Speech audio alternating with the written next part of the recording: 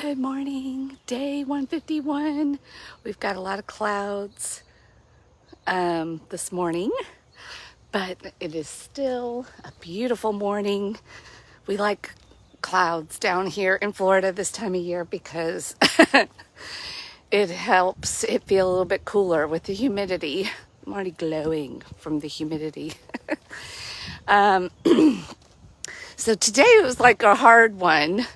And I'm not fully like, let's see what happens, what comes out of my mouth. I'll just thank God in advance that His Holy Spirit shows up and takes over. I read chapters, it's Isaiah 52 through 55 this morning. And the common theme that I was picking up on is choices. Choices, choices, choices. Even when we don't think we have any, or we think we're not really making the choices we're making, because we're making like immediate decisions, but we're not always thinking weeks, years, months down the road of what the consequences of the choices. Hence, I called this the school of hard knocks. Many of us choose to go to the school of hard knocks. I mean, we've got people that are offering us free advice like, hey, learn from me. I learned the hard way. I don't want you to have to do that.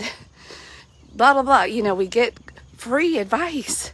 We get all kinds of people helping us and we go, no, I think I'll take my chances. I'm going to do this anyway. Feels good. I don't think I'll be one of the ones that has the hard consequences like you've had. We do all of this kind of stuff in our head. So in chapters 52, they're talking about the,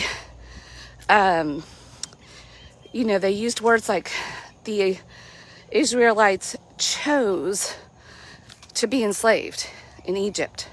And now they're choosing enslavement by Assyria. And I'm like, well, did they really? Well, choice doesn't always have to be a fully informed, conscious choice. We have to make choices based on whatever we have to us in the moment. Everything we do is a choice.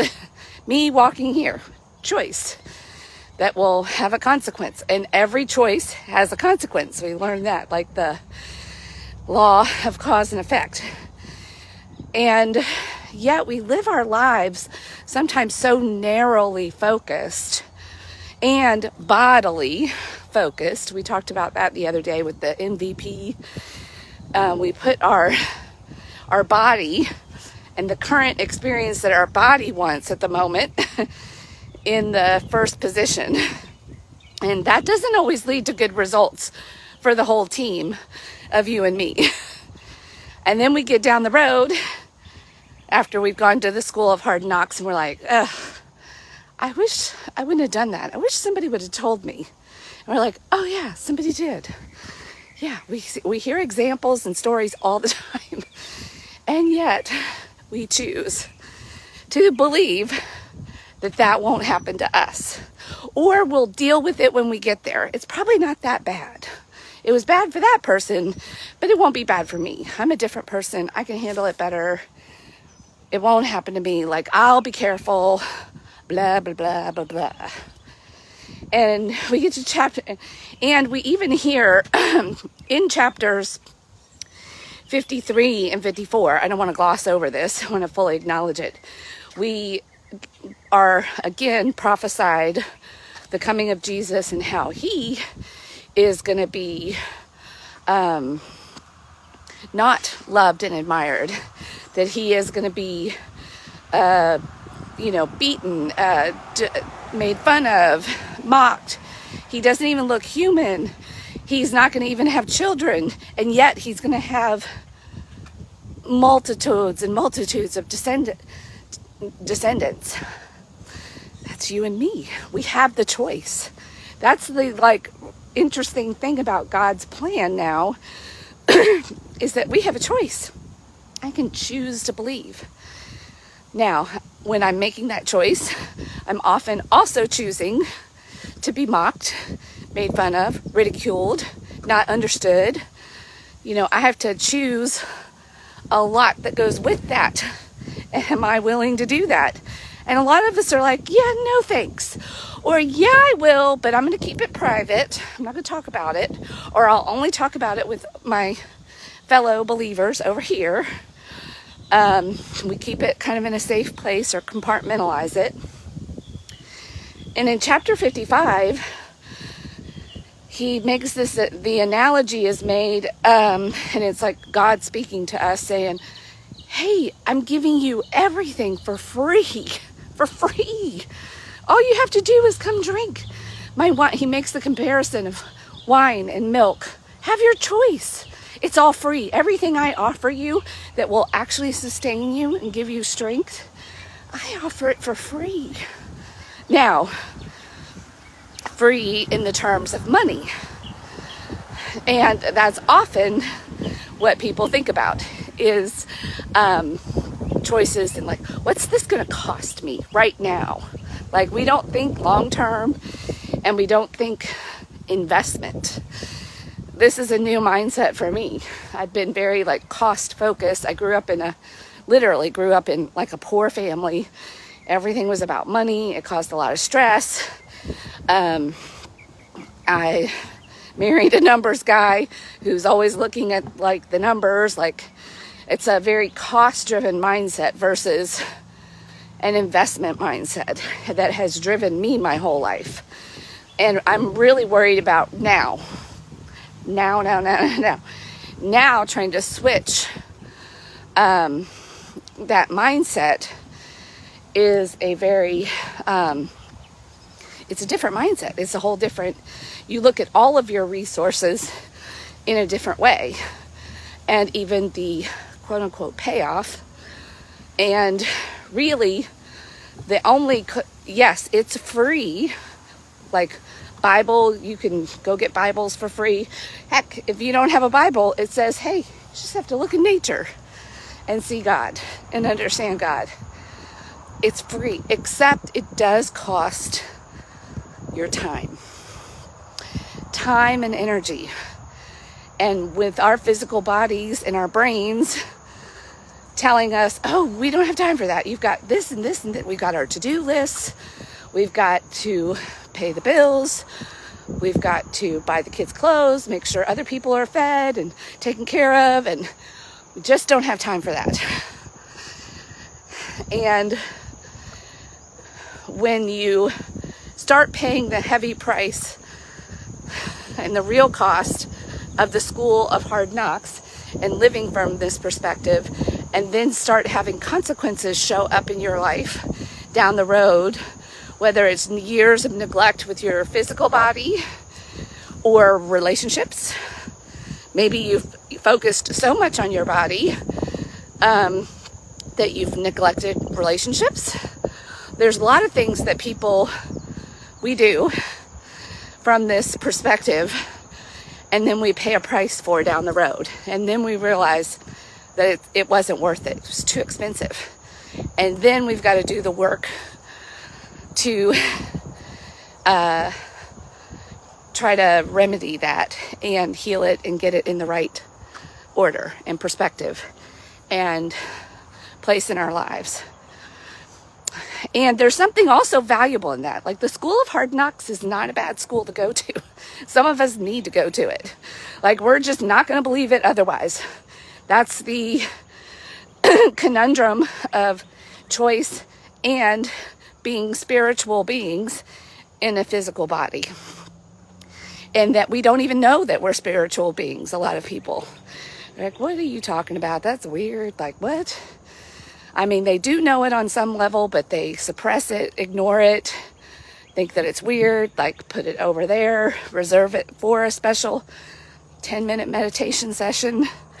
Check that box. Spirit's been satisfied. And the Bible keeps telling us over and over, like, no, my ways are not your ways. My ways are higher than your ways.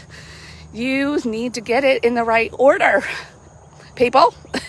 I am telling you. and we don't believe it, we have to learn the hard way, pay the high price with the consequences before we finally go, oh, right, you've been telling me. Haven't we done that? If you're a parent, haven't we done that with our kids too? It's like they will resist and fight and like, no. And then they grow up and then they were like, oh yeah, I wish I would have listened to you. Oh, I wish I would have believed you. Or they did it anyway, but they weren't happy about it. And then they see the wisdom and they're like, oh. I think we're all like that with God. Like God is just up there going, you are terrible. And then we're like, oh. And then we try to help other people and we realize we can't. Because everybody's making choices. Everybody's got to go through their own process of learning from their choices. And so I think we all got to go to the school of hard knocks, even though he says, and maybe there's the wise few that go, hey, you know, I think I'm going to read this thing at a young age. I'm going to just believe it. I'm going to choose to believe it. I'm all in. And their lives end up being very different.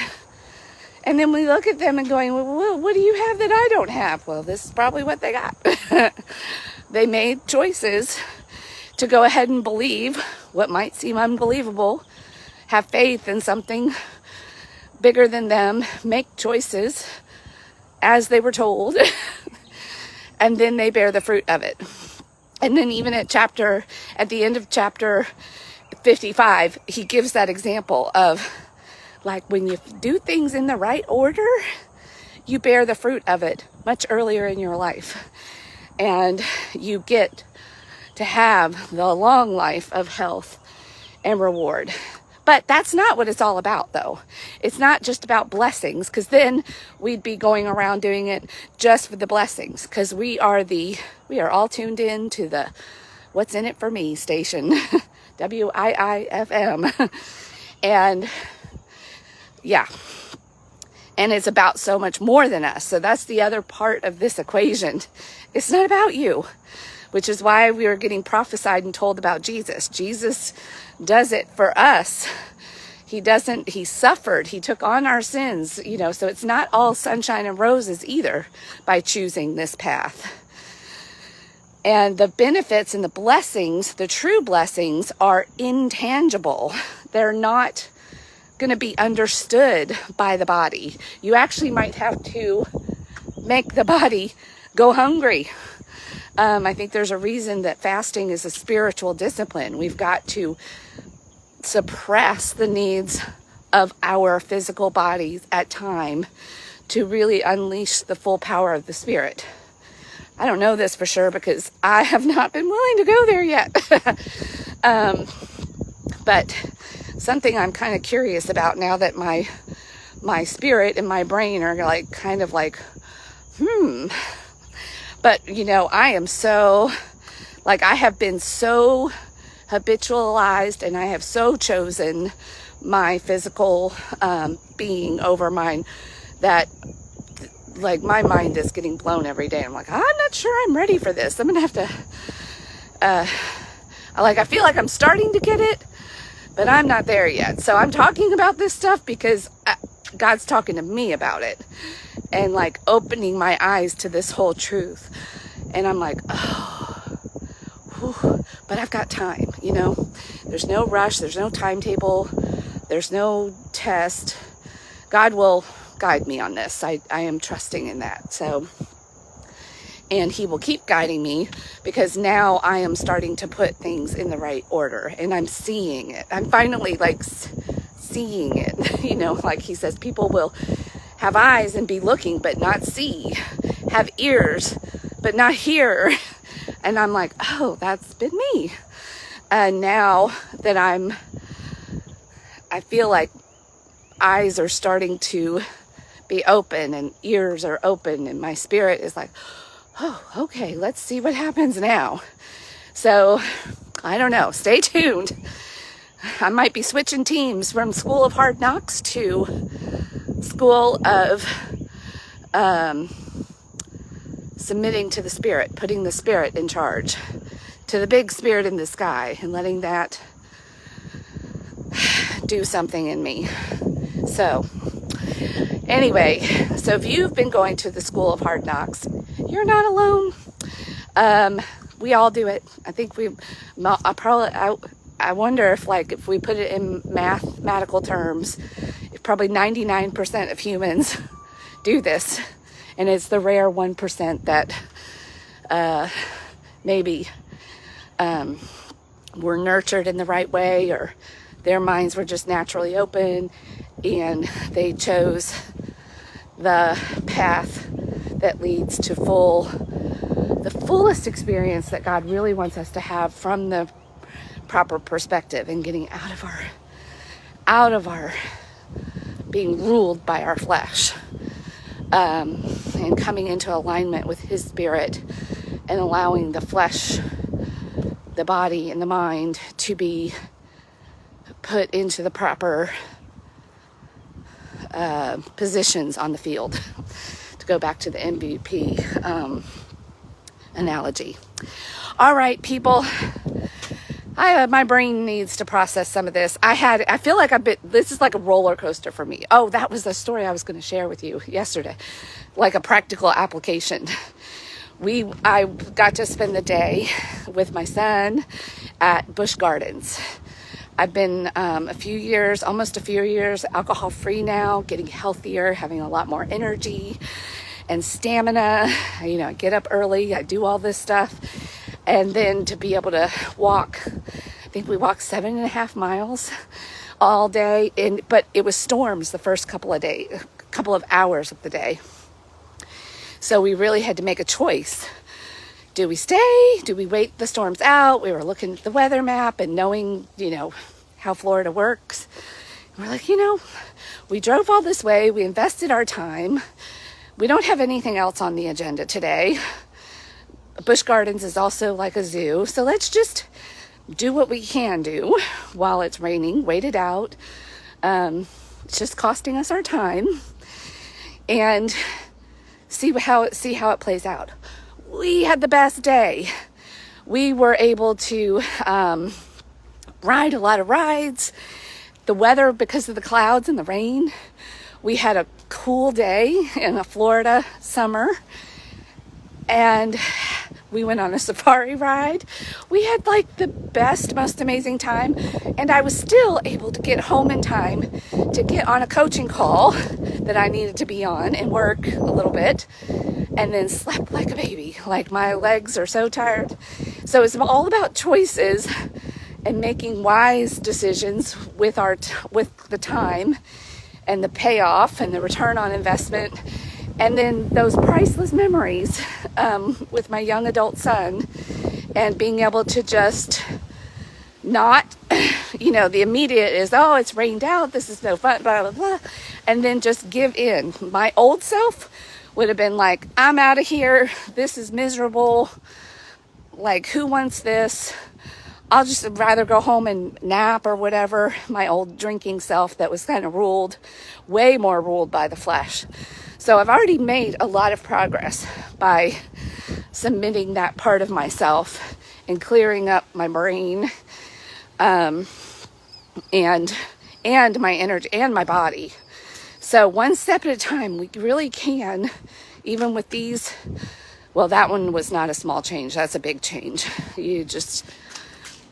For those of you that are still enjoying your daily wine, read the science of what you're doing to yourself. And then why you feel like you might be taking one step forward, 2 steps back. That might be why. You're undoing all of the good. And if you're exercising and if you're eating healthy, that's great. But you're almost kind of like bringing yourself back to a net zero with it all. But that's better than people that are drinking and not exercising, that are putting themselves way behind the 8 ball with the School of Hard Knocks. So, but wouldn't you rather be way ahead? Like, that's where it's at. All right. Rise and shine, people. Have a great day.